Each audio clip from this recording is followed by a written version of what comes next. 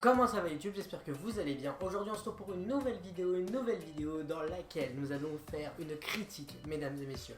En effet, ça fait pas mal de temps que je vous la tease. Aujourd'hui on se retrouve pour la critique de Far From Home, donc Spider-Man Far From Home, la suite de Homecoming et la fin de la phase 3.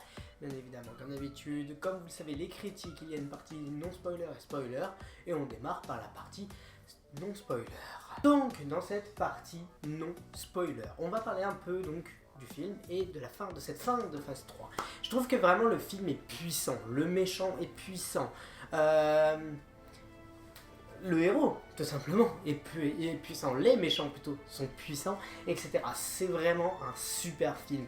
Il y a beaucoup de rebondissements, de l'inattendu, des choses qui sont un peu évidentes et en fait au final on va se servir de l'évidence pour refaire un rebondissement. Honnêtement, quand j'ai vu ce film, étant donné que je connaissais déjà un peu, c'est sûr qu'il y a des choses dans lesquelles on va s'attendre. Si vous n'êtes pas fan de Marvel Comics, mais que vous aimez bien le MCU, vous allez adorer ce film. Quels sont les points négatifs que je donnerais à ce film? Il n'y en a presque pas au final. Il y en a vraiment, presque pas. Hormis que c'est dommage que ça soit ça la fin de la phase 3, dans le sens où ça aurait pu être Endgame, quoi. Comme ça aurait tout fini, mais franchement...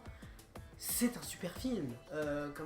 Spider-Man qui se pose la question tout le temps de remplacer Tony Stark, c'est difficile, etc., etc. Bref, c'est quelque chose de puissant. Voilà, vraiment, ce film il est vraiment puissant, donc n'hésitez pas à aller le voir. Voilà, c'était pour la partie non spoiler. En point négatif, j'en ai vraiment pas. Il y en a quasiment pas. Il y en a vraiment, c'est compliqué d'en trouver. Et là maintenant, on passe à la partie spoiler.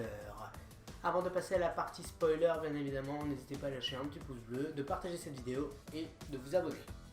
Nous sommes à la partie donc spoiler. Ah et oui, mesdames et messieurs. Alors, cette partie non spoiler, je vais me lâcher tout simplement. En réalité, franchement, Spider-Man commençait très doucement. On arrive sur vraiment un truc assez drôle à la Homecoming. C'est-à-dire que Homecoming, comme vous avez vu, on est sur un opening où il se filme en train d'aller faire les combats contre Captain America, etc.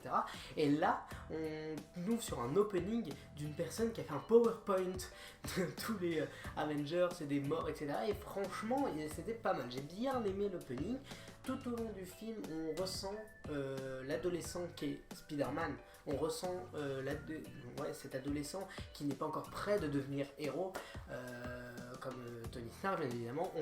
On sent la pression qu'il a à devenir le prochain Iron Man, même si je tiens à vous préciser que ce n'est pas le prochain Iron Man, hein, c'est pas le nouveau Iron Man, c'est vraiment Iron Man et Spider-Man, c'est deux personnages très différents, etc. Le méchant Mysterio, très bien, j'ai trouvé que, étant donné que je connaissais déjà l'histoire, je savais déjà que Mysterio allait être méchant, mais même j'ai trouvé que ils l'ont mis au très bon moment, c'est-à-dire qu'ils ont vraiment bien fait la différence entre Mysterio en étant gentil et Mysterio en étant méchant. Ils l'ont fait une transition géniale, j'ai vraiment adoré. À ce moment là on était tous en mode yes, c'est cool, etc.